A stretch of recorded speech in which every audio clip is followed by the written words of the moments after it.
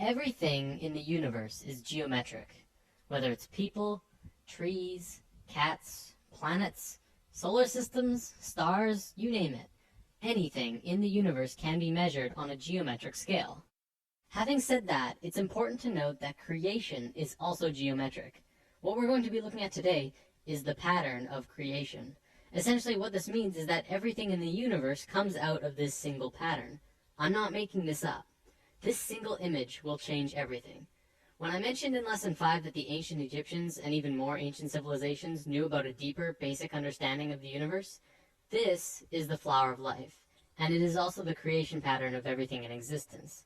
Even non-tangible things, emotions, thoughts, music in its entire spectrum, everything comes from this image. Okay, so there are 13 information systems that comes out of the flower of life.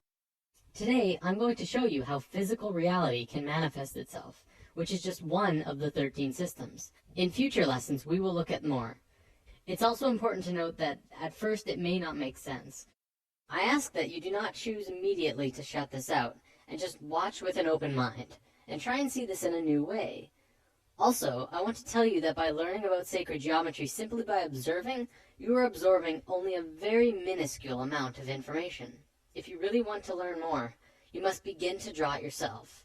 I kid you not, when you do this, you begin to see things in a new way. You begin to understand why things are done in the way that they are done. Promise.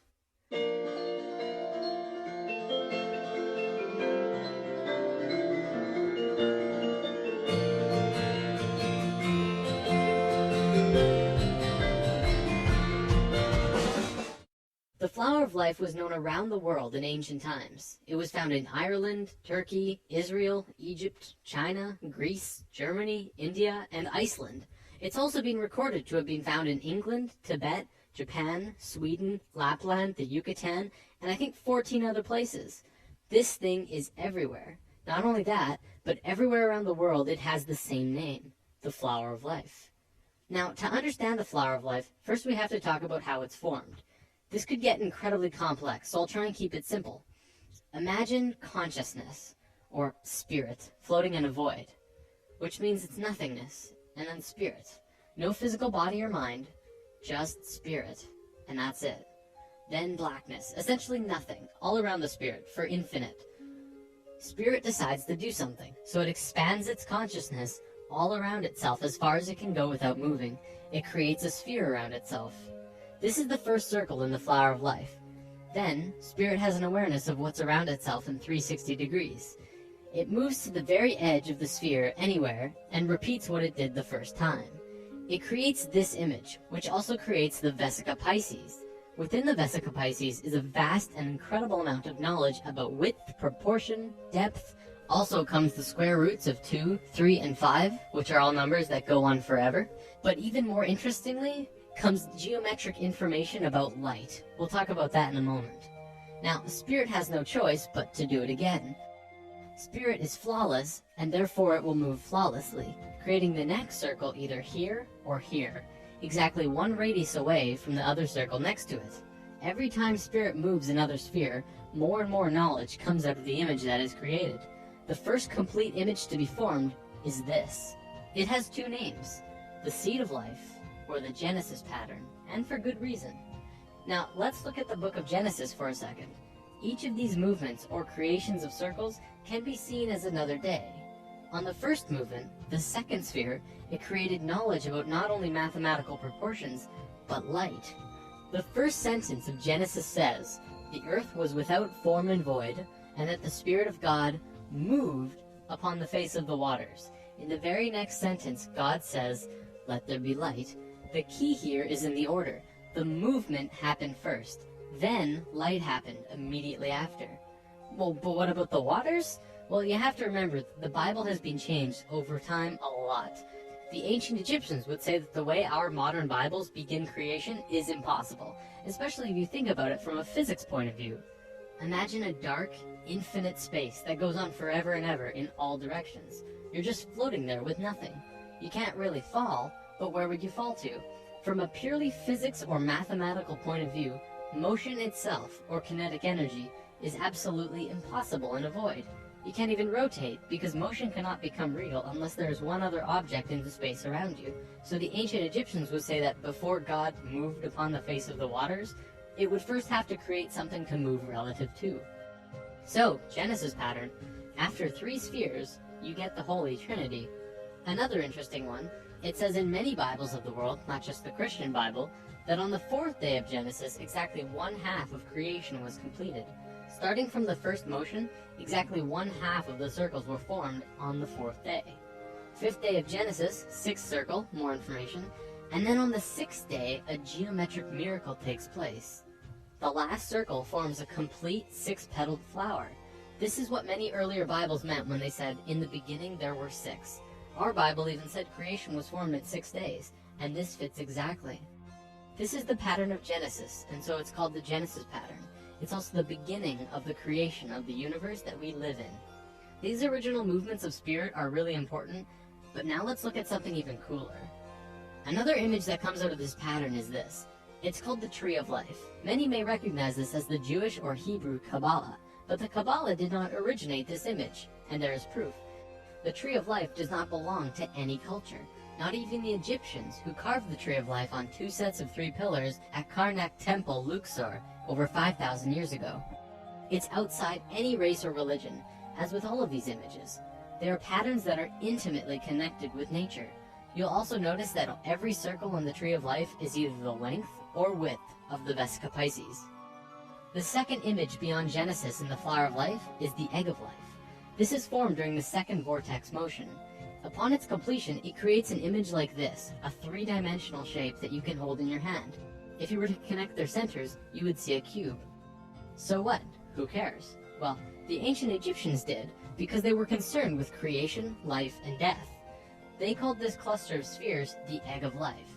You probably won't believe me just yet, but this shape is the morphogenic structure that created your body. Your entire physical existence is dependent on the Egg of Life structure, and everything about you was created from that form. Everything from your eye color to how long your fingers are. This is a whole lesson on its own, so let's move on for now. All around the world, the Flower of Life was always made the exact same way. See, this pattern can clearly go on forever. However, they always stopped after 19 circles. Why? Well, because they didn't want you to see what I'm about to show you. Back then, this image and knowledge was so sacred that they couldn't allow it to become common knowledge. It was appropriate at that time. However, now we either use the information or fall further into darkness. In biology, all cells have a zona pellucida around the edge. These circles around the Flower of Life are the zona pellucida of the Flower of Life. You must remove these, then complete the spheres that were cut off by the zona pellucida. With one more step, you will have the secret. Finish the drawing, add the final missing circles, giving you this. This image is the Fruit of Life. This pattern of 13 circles is one of the holiest, most sacred forms in existence. It's called the fruit because it is the result, the fruit, from which the fabric of the details of the reality were created. Remember when we talked about male and female energy, lesson 4? As you can see, this image is female. It has no straight lines. However, when you combine male lines with these female circles, something amazing happens. What you do is draw a straight line from the very center of every single circle to every other circle in this image. When you do this, you get an image which is known throughout the universe, everywhere, as Metatron's cube. It is one of the most important informational systems in the universe, one of the basic creation patterns in existence. So what is Metatron's cube? Well, anyone who has studied sacred geometry, or even regular geometry for that matter, knows that there are 5 unique shapes in the universe, and that they are crucial to understanding both regular and sacred geometry. They are called the Platonic solids. A Platonic solid has certain characteristics by definition.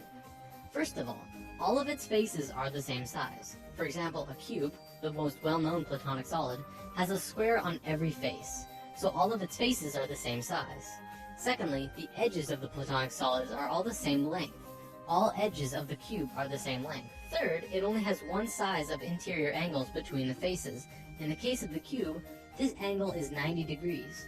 And fourth, when put inside of a sphere, all of the points will touch the edge of the sphere perfectly. With that definition, there are only 4 shapes besides the cube that fit that description. So what are they? Well, we have the dodecahedron, the tetrahedron, the octahedron, the isosahedron, and the hexahedron. All of these shapes are found within Metatron's cube. This knowledge is also where original alchemy came from.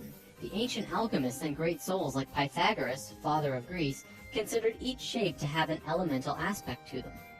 The tetrahedron was considered fire, the cube was earth, the octahedron was air, the isosahedron was water, and the dodecahedron was ether. Ether, also known as prana, and tachyon energy are all the same thing. They extend anywhere and are accessible at any point in space, time, and dimension. This is the great secret of zero-point technology. The sphere is voidness. These 6 elements are the building blocks of the universe, and they create the qualities of the universe. To summarize, this is the first informational system that comes out of the Fruit of Life through Metatron's cube. In alchemy, they rarely discussed ether. I've read that in the Pythagorean school, if you even uttered the word dodecahedron outside of the school, they would kill you on the spot.